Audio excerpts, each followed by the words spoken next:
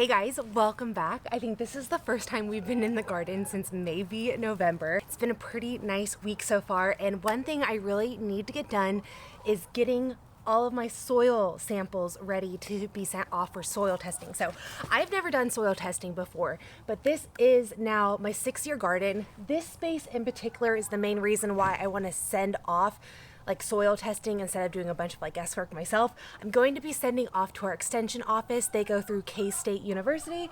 So I'm really excited because what you do when you send off the soil samples is you can also explain to them what you're planning on growing next, and they'll give you recommendations on how to amend your soil. I'm really curious to see what my soil is lacking because, for example, this area here, my tomato area, is an area I've had going for 3 years now, and a lot of this other space was new as of last year because I did a lot of expanding, but there's certain areas of this garden I know are definitely probably experiencing some depletion. So I'm really curious to see what everything's lacking. I'm really going into this next year wanting a lot of abundance, and I want to make sure my soil is ready for that. Obviously, your soil health matters so much when it comes to gardening, and like I said, I've never done a full-blown soil test. I have done like those little test kits before, and honestly, I'm not like the biggest fan of them, especially because there is so much guesswork. I think this is going to be so much easier. So I have stuff here ready to go. I am breaking up my garden in 7 different zones just so I can get a better idea of exactly what area is lacking what. So each zone I have to take about 8 to 12 sections that are 6 to 8 inches deep and scoop out that soil. I'm gonna mix all that soil up together per zone and take 2 cups of it, and I'm actually going to place the 2 cups in the jar. I have a feeling that this soil might be a little damp, and it is suggested that you let your soil slightly dry out overnight, if not like the next day. So I have them all broken down where I can make sure. Ooh, I need to grab tape before I start this. That way I can label each jar with tape on what zone I am getting the soil from. But overall, this seems so much easier. I figured I would share this with you guys. Obviously, I'm not going to have the test results today, but I will definitely make a follow-up video, and I just wanted to show you like the step-by-step process of what it takes to sample your soil because I've never done it. All right, I got the tape, and also I apologize. These girls are my chickens, are being a little loud because they can't see me and they think I have food even though I just literally gave them a treat. Just gonna label each jar, zone 1, zone 2, zone 3, zone 4, etc. We'll say this warm weather and sunshine is bringing me back to life. February tends to be the one month I hate out of the year. It's like my least favorite because we always get this false spring and then we get another super cold snap. Like we always get cold snaps in February and I'm waiting for it. But until then, I'm going to live for this warm weather and act like winter's over. My tomato area is zone 1, so I'm gonna go through and take about 12 sections, 6 inches deep, throw it in here, mix it all up, and get our sample. Well, this is a good sign. I keep finding earthworms, so that's great.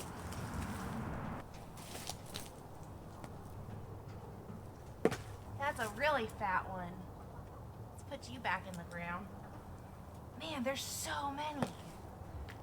Okay, that's a really good sign. I'm sorry for disturbing your home. I swear, this last year made all the difference. I stopped using any type of organic pesticide as well, and I have such an abundance of like good bugs in this garden, at least I did. And these earthworms, guys, these earthworms are massive. I have to keep checking that they're not still in my soil here.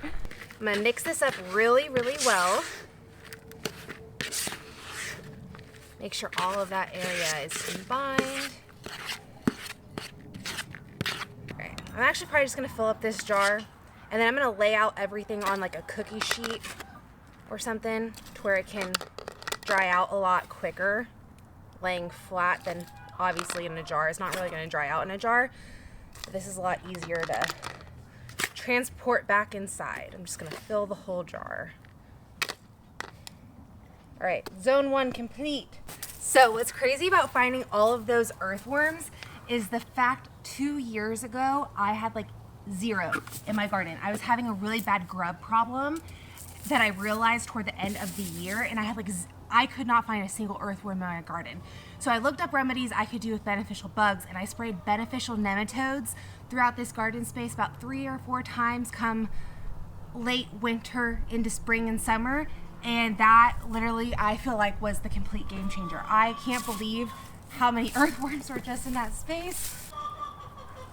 And as I'm speaking, there's crazy earthworms over here too. Crazy. Whoosh! There he goes.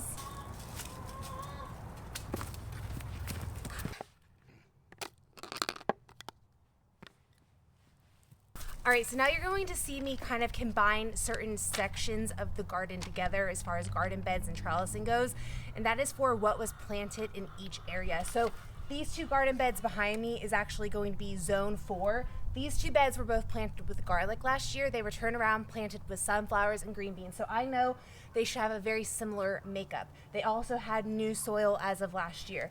These two garden beds, along with that trellis right here and those two garden beds, those 4 garden beds are going to be one zone, and that's going to be the next zone I do, which is zone 3. I'm doing that because, again, very similar. This was all tomatoes, and I had various flowers and all sorts of stuff on the sides. I'm just gonna brush back the mulch. And then again, I'm taking a hole that's roughly like 6 to 8 inches, and I'm gonna slightly move back some of that soil so I can take a better soil sample, like right through here.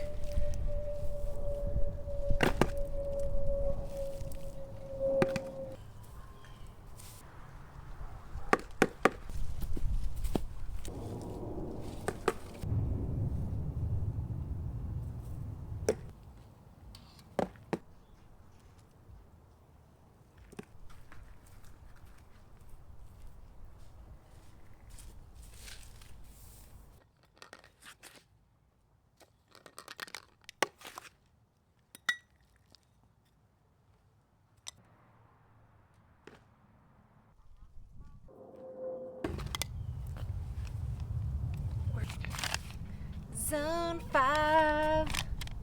That's where my potatoes are going. You can actually see the soil is actually drying out already on some of these. You can see some condensation going on. Found a carrot. Oh, didn't mean to hit the camera.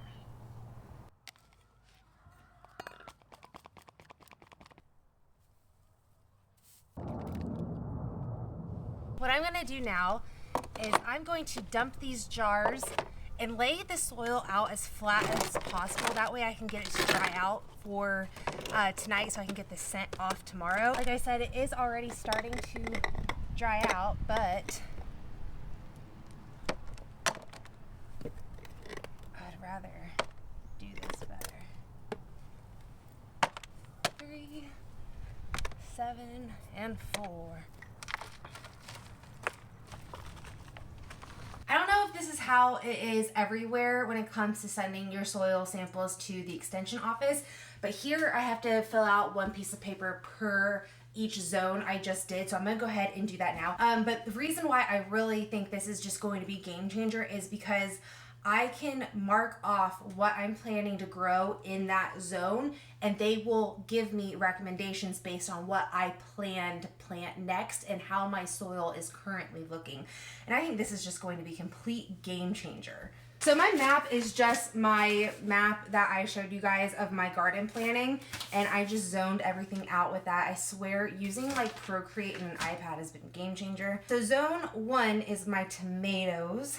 So I'm gonna mark off tomatoes. All right, number 1 is done. A lot of these answers are gonna be the same because a lot of the questions are, what do you fertilize with? How often do you fertilize with? Are you having any drainage issues? Etc., etc. I forget what I have planned to plant in this one area. Well, it wasn't bad. Didn't take long at all. Okay, it's been a few hours and the soil is drying out really nicely, but the sun is actually about to go down. So I am going to transfer all of these trays into my basement where my fan is and all of my seedlings. That way they can continue to dry out before I throw them in bags. It's the next day and the soil dried out really, really well. So I am just labeling these bags with my name and the zone, and I'm gonna get them filled up, and we're gonna go get these dropped off. To make this a little easier on myself, I am going to dump each tray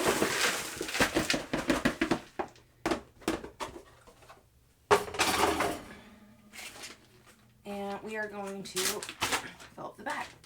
Perfect. And number 1 is done.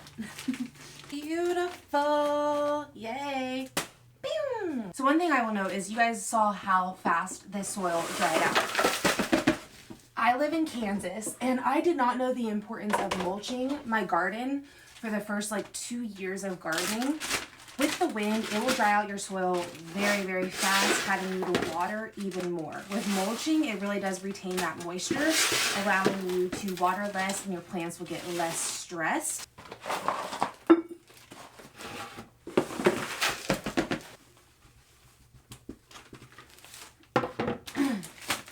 All right, let's head to the extension office.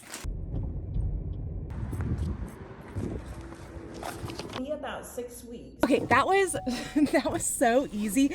I literally walked in, she handled everything, I paid the money, and that was it. So we will get the results in a handful of weeks. I hope you guys enjoyed the process of getting the soil and dropping it off at the extension office. I will definitely make sure to let you guys know what my recommendations are and how I'm going to treat my soil. But until then, I'll see you guys all next week. Bye.